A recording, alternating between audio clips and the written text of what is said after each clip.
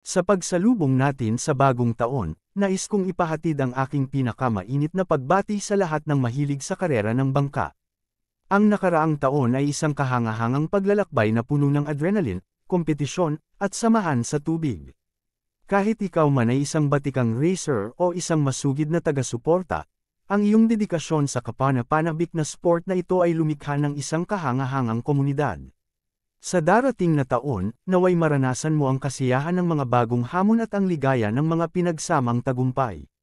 Patuloy tayong magpursige sa ating mga hangganan, yakapin ang diwa ng pagtutulungan, at magbigay inspirasyon sa isa't isa.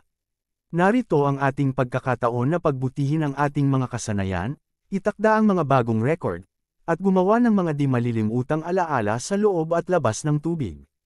Naway punuin ang iyong mga layag, maging matatag ang iyong mga makina, at puno ng pagmamahal ang iyong puso para sa kahangahangang sport na ito. Cheers sa isang bagong taon na puno ng pakikipagsapalaran, pagkakaibigan, at ang saya ng karera. Ito po si J Castle TV.